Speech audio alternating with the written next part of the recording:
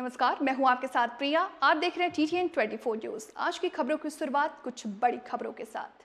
UP के फतेहपुर जिले में खरीफ विपागन वर्ष 2024-25 में न्यूनतम समर्थन मूल्य योजना के अंतर्गत जनपद में संचालित सरकारी क्रय केंद्रों में धान, बाजरा, ज्वार की बिक्री के लिए ऑनलाइन किसान पंजीकरण का कार्य प्रारंभ हो गया। जनपद के जिन किसान भाइयों को धान, बाजरा, ज्वार विक्रय करना हो या किसान सीधे अपने नजदीकी इंटरनेट कैफे, जन सुविधा, लोकवाणी के कॉमन सर्विस सेंटर CSC में जाकर के ऑनलाइन पंजीकरण खाद्य विभाग के पोर्टल www.fcs.up.gov.in पर पंजीकरण कर सकते हैं। वहीं किसान वीरेंद्र कुमार यादव ने बताया कि सरकार की इस व्यवस्था से किसानों को खरीफ की फसलों की बिक्री के लिए ऑनलाइन प्रक्रिया द्वारा किसानों को धान, ज्वार, बाजरा की बिक्री में सुविधा मिलेगी। किसान भाइयों को अब मंडी में लाइन नहीं लगनी पड़ेगी। किसान की फसल का पैसा सीधा खाते में आएगा। वहीं खाद्य विपणन अधिकारी संजय कुमार श्रीवास्तव ने बताया कि इस समय खरीफ फसल का सीजन चल रहा है। किसानों की धान, ज्वार, बाजरा की फसल तैयार हो रही है। इन किसान भाइयों को बिक्री के लिए विभागीय पोर्टल में ऑनलाइन पंजीकरण कराना होगा।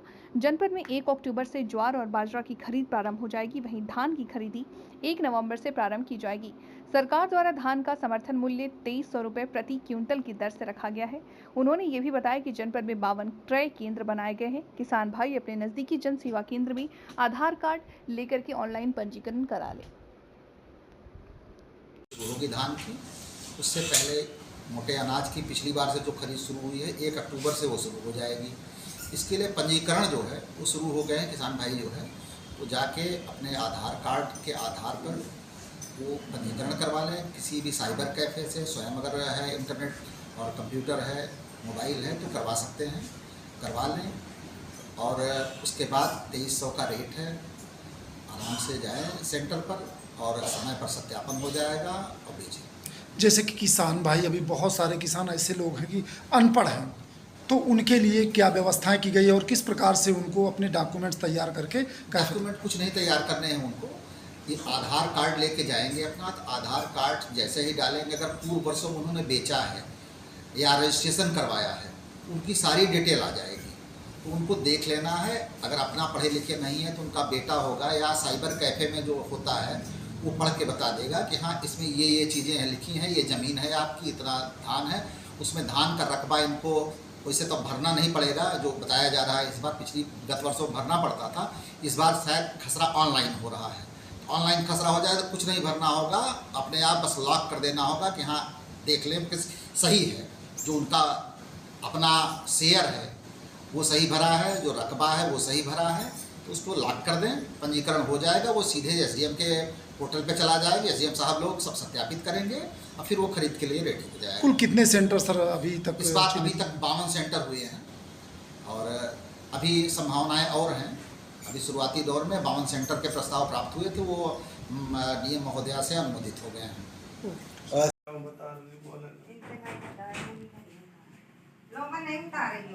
नमस्कार किसान साथियों, अभी जैसे कि हमारी खरीफ फसल की बिक्री का समय आ रहा है, फसल तैयार होने वाली है, तो लोग क्या करते हैं कि अपनी फसल बेचने के समय जब तैयार होती है तो बाजार में, मंडियों में जाके लाइन लगाते हैं और उनको बड़ी दिक्कतें को सामना करना पड़ता है। फिर कहते हैं हमारे माल की बिक्री नहीं हो रही। तो अभी गवर्नमेंट की योजना चल रही है, जो बिक्री केंद्र खोले गए हैं, तो उनमें माल बेचने के लिए आप लोगों को अभी से ऑनलाइन आवेदन करवाना चाहिए। उसके लिए वेबसाइट है www.fcs.government.in। इस वेबसाइट पर आप अपने पंजीकरण करा सकते हैं। 1 अक्टूबर से ज्वार और बाजरा की खरीद चालू हो गई है और 1 नवंबर से धान की खरीद चालू होगी।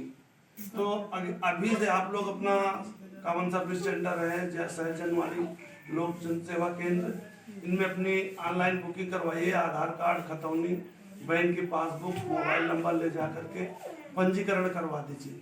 पंजीकरण करवाने के बाद आपको टोकन जनरेट हो जाएगा और जिस दिन आपका नंबर होगा आप अपना माल लेकर जाएंगे। आपको लाइन लगाने की जरूरत नहीं पड़ेगी। हमने तो अपना कागज करवा लिया कंप्लीट और आप लोग भी तुरंत अपनी ऑनलाइन बुकिंग करवाएं। नमस्कार। बोलियों की समस्या कभी भी नहीं रहती। इस तरह की इतनी पारदर्शी व्यवस्था है कि अब आप समझिए कि आधार से नंबर से रजिस्ट्रेशन होना है, उनके OTP पर बिचौलिए कोई हो नहीं सकता, अपने आप से ही किसान को करना पड़ेगा।